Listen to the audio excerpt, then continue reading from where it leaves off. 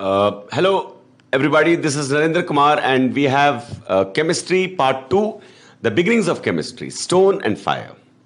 Man came into being, he evolved from the ape approximately around 1 lakh years back. The first living unicellular organisms came onto Earth through complex chemical reactions during the extremely hot conditions then, around 350 crore, that is 3,500 million years back.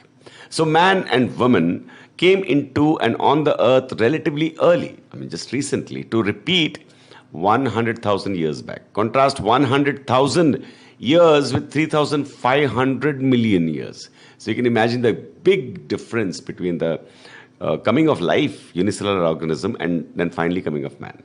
Man is essentially different from the animals. It is an obvious, observable fact that man can think, and his mind, his brain, is his tool of survival.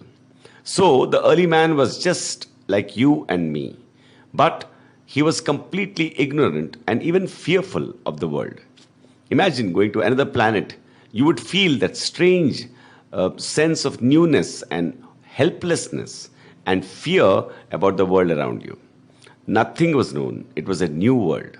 So this was the early man, and there were two technologies which he did think up to make his life that much more comfortable and his survival that much more easy. The first technology was the making of fire, and the second was using of stone tools for killing animals for food and survival. The early man made fire by the use of the fact of friction. Enough and sustained friction through any means and keeping something connected can create fire. This is a method that will work. Obviously, this method must have evolved by trial and error, and with a sufficient time, man, being a thinking being, did finally get that method. And that is what he used.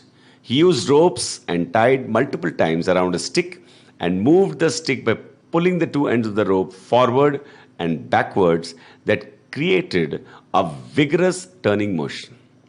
The stick was placed on dry, thin, nest-like twigs and moved vigorously until the twigs caught fire.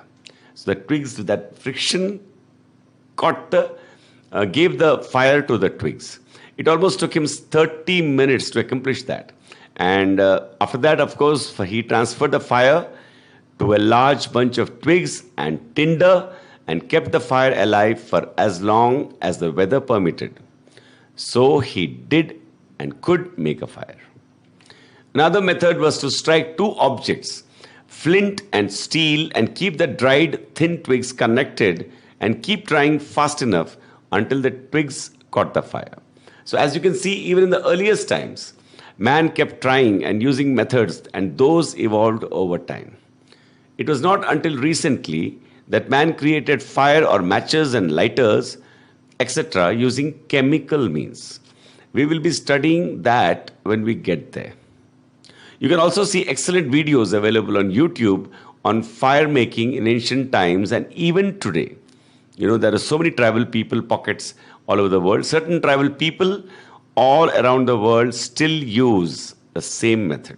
Stone was used and sharpened by the early men and used for killing animals for food. Somewhere around 8000 BC, man discovered agriculture, and that was indeed a revolution as he could settle in one place.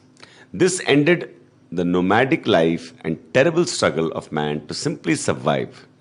In this Neolithic age, as it is called, or New Stone Age, man perfected the technology of using stone very well.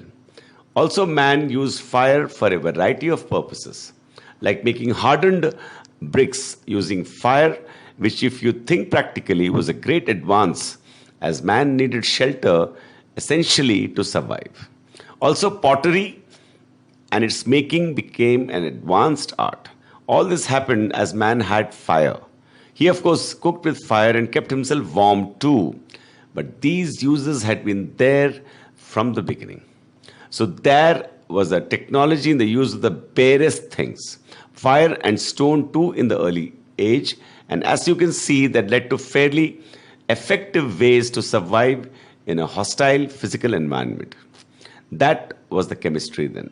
But a revolution of sorts happened again by accidental discovery of metals: iron, copper, gold, and bronze. And that was a further advance, both technically and historically. We will see those wondrous ideas and phenomena in the next videos to come. So, this is Narendra Kumar signing out now, and we are from NRK Academy. Thank you.